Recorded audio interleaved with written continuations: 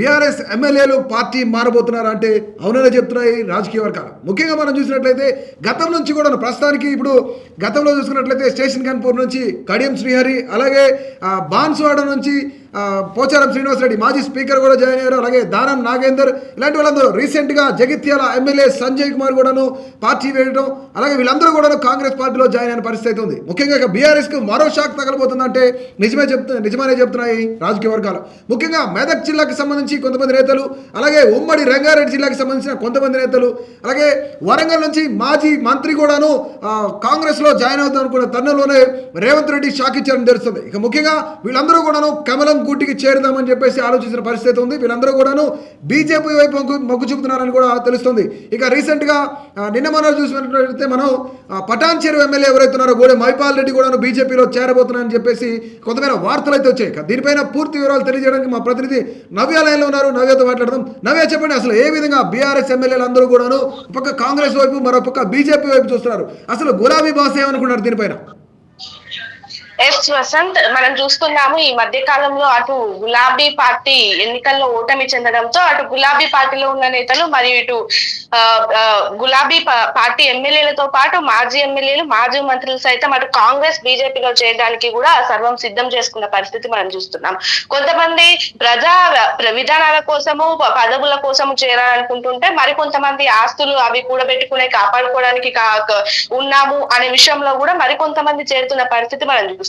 ఇంకా లేటెస్ట్ గా అందులో అప్డేట్ చూస్తున్నాం వసంత్. ఏంటంటే ఇప్పటికే ఇటు ఉమ్మడి మెదక్ జిల్లా కావచ్చు, ఉమ్మడి రంగారెడ్డి జిల్లా కావచ్చు, వరంగల్ కి సంబంధించిన మాజీ మంత్రి ఒకరు కావచ్చు కాంగ్రెస్ బీజేపీతో పాటు మంత్రాలు జరుపుతున్నట్టుగా మనం సమాచారం అందుతుంది. అటు ఈ ఎలక్షన్స్ లో బీఆర్ఎస్ భారీ ఓటమి చెందిన సంగతి చూస్తున్నాము. ఈ ఓటమిని అటు గులాబీ బాస్ కూడా జీర్ణించుకోలేకపోతున్న విషయం కూడా మనకి స్పష్టం అవుతుంది.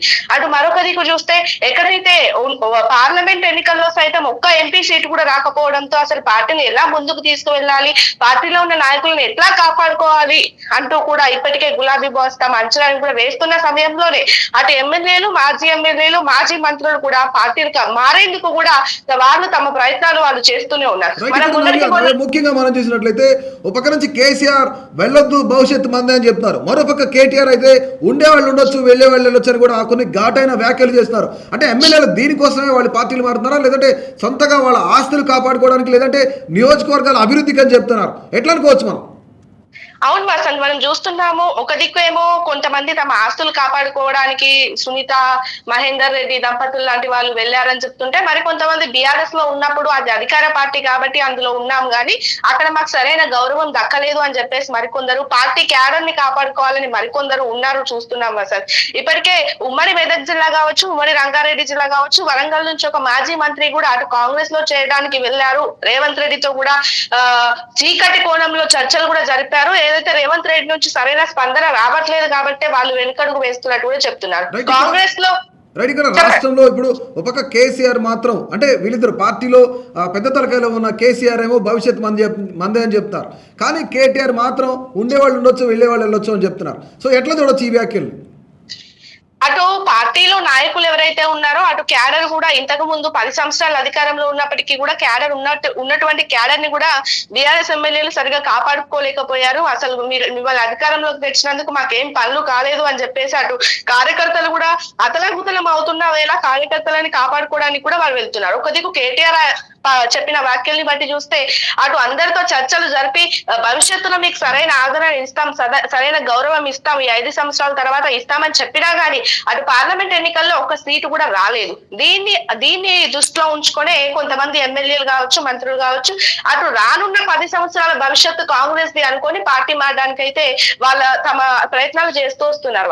రైట్, ఇప్పుడు ప్రస్తుతానికి ఇంకా పార్టీ మారడానికి ఎమ్మెల్యేలు కొన్ని పేర్లు ఏమైనా బయటకు వచ్చాయి అంటే ఎవరెవరు మారబోతున్నారు అని చెప్పేసి? అంటే కొంతమంది రాష్ట్ర వ్యాప్తంగా కూడా ఇప్పుడు మల్లారెడ్డి అని చెప్తున్నారు, లేదంటే కొంతమంది లక్ష్మారెడ్డి అని చెప్తున్నారు. ఇలాంటి వాళ్ళు ఎవరైనా పేర్లు ఏమైనా వినిపిస్తున్నాయా? ఎస్ వసంత్, మనం ఒక దిక్కు చూసుకుంటే ఆల్రెడీ పార్టీలో చేయడానికి మల్లారెడ్డి కూడా ఇంతకు ముందు రేవంత్ రెడ్డితో విఫల ప్రయత్నం చేశారు. అటు రేవంత్ రెడ్డిని కలిసారు, చర్చలు జరిపారు. కానీ ఇంతకు ముందున్న రాజకీయ అనుబంధాన్ని దృష్టిలో పెట్టుకొని ఎవరైతే రేవంత్ రెడ్డికి ఫేవర్ గా ఉంటున్నారో వాళ్ళనే చేర్చుకోవడానికి కూడా రేవంత్ రెడ్డి సిద్ధంగా ఉన్నట్టుగా తెలుస్తుంది.